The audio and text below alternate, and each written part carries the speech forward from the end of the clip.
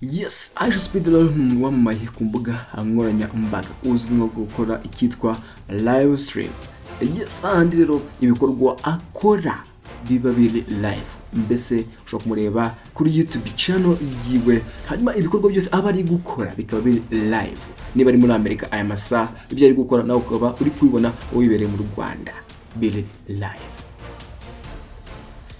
Niyo mpamvu nyamukuru rero yatumye IShowSpeed azamuka cyane, aho yaje no guhabwa igihembo kidasanzwe nk'umuntu ukora live stream wa mbere ku isi. N'abatinde rero reka turebe ibintu 10 bya IShowSpeed bitangaje kuri we. Niba ibintu 10 bitangaje kuri IShowSpeed. Let's go.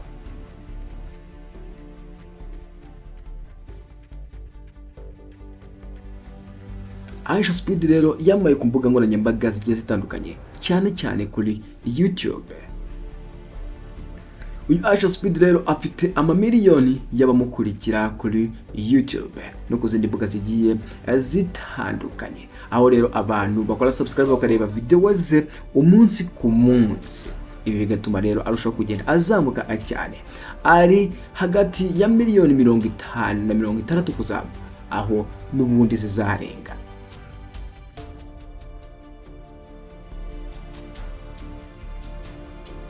Ikindi kintu rero wamenye kuri IShowSpeed nuko IShowSpeed azwi nk'umuntu usabana cyane, by'umwihariko iyo ari gukora live streaming. Ahangaha ubona ko ari ibintu byiza cyane rwose, umureba wese akishimira kuba yamuhozaho amaso bitewe n'imyitwarire aba afite iyo ari gukora live. IShowSpeed rero iyo ari gukora live ahangaha arasakuza, agaseka, akishima, akababara. Yes, hanyuma rero my friend ibi byose abikora mu buryo ukabije cyane, hahandi ubona ko ari ibintu byanyabyo kandi kuko biba ari ibyanyabyo. Ibi rero bituma abantu benshi bamukunda cyane, bakamwishimira bitewe n'iyo myitwarire yiwe aba afite, kandi byose akarusho nuko biba biri kubera live. Ikindi kintu rero gitangaje kuri IShowSpeed nuko live stream ye rwose iba ari real, iba ari ukuri. Yes, iba ari ukuri. Niba kubwiye agiye gusimbuka ahantu ari live akasimbuka, ibyo ni ukuri, ntago ari ibintu yandika. Mbese live ye ntago iba planned, mbese ntago yandikwa avuga ati ndajya njya ngaha. No, rero angaha ashobora kugenda agahura urugero n'umuntu mu muhanda, umuntu nibapanze yuko baraza guhura kandi ari gukora live, ugasanga naho bahise baganira, kandi none ukaba utateganya ati niki kigiye gukurikiraho, kuko ibintu byose byo muri live stream yiwe biratungurana.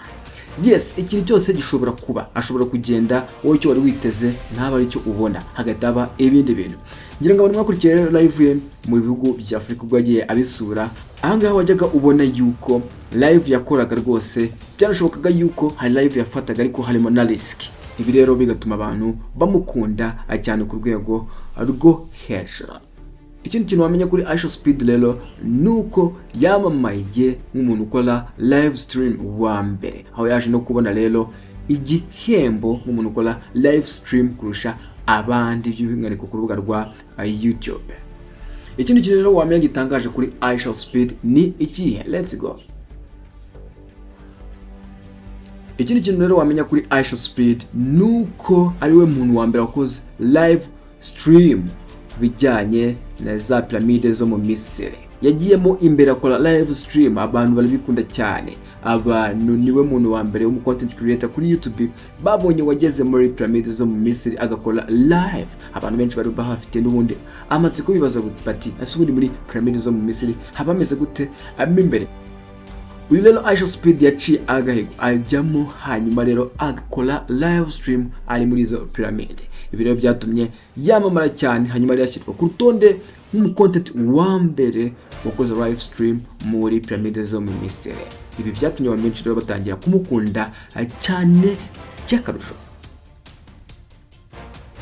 Ikindi kintu rero wamenya kuri IShowSpeed ni ikihe? IShowSpeed nagakora content imwe, oya akora ibiganiro bigiye bitandukanye. Mbese buri wese ugerageje gusura channel ye yisangamo.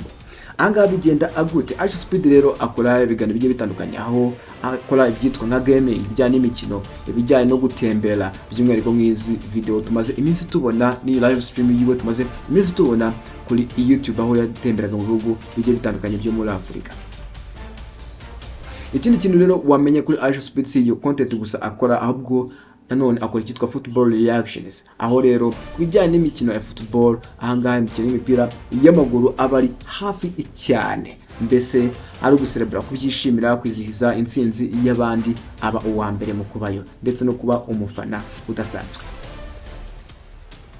Ikindi kintu rero mu bijyanye n'imiziki naho agerayo, si ibyo gusa rero n'ibyitwa nka real life challenges, aho rero agerageza gukora ibintu bimwe bigiye bitangaje mu buzima.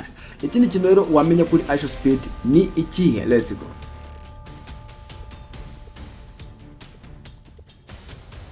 IShowSpeed rero nuko ari icyamamare ku isi hose, afite abafana n'abafana, afite abafana benshi cyane mu bihugu bigiye bitandukanye. Nubwo rero akoresha icyongereza ariko baragerageza bakamwumva, bakamukurikira, abatumva ururimi rw'icyongereza bagerageza uko bashoboye kose bakamwumva. Ibyo bigaragarira mu reactions, comments batera, by'umwihariko yari gukora live.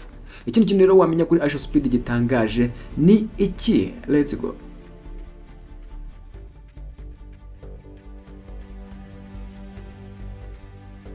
IShowSpeed rero buri mwanya we wose urakundwa cyane, mbese afashe akavideo kariko kose karakundwa cyane, kakarebwa n'abantu n'amamiliyoni y'abantu benshi cyane. Ashobora gufata video akavuga ikintu kimwe gusa ariko kigakundwa cyane ku mbuga zigiye zitandukanye, mbuga nkoranyambaga, kuri Instagram, kuri Facebook ndetse n'ahandi hose, harimo na za YouTube ndetse na za X.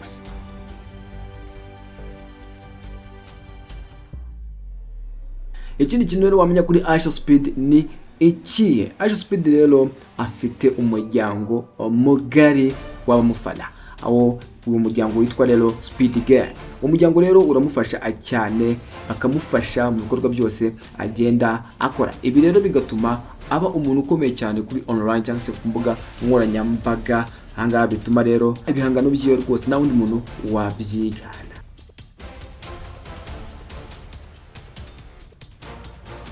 Ikindi kintu wamenya rero nuko IShowSpeed agirana ubufatanye n'abandi bantu, by'umwihariko mu bijyanye no gufasha guteza imbere umukino wa football cyangwa se umukino w'umupira w'amaguru tubishyize mu rurimi rw'ikinyarwanda.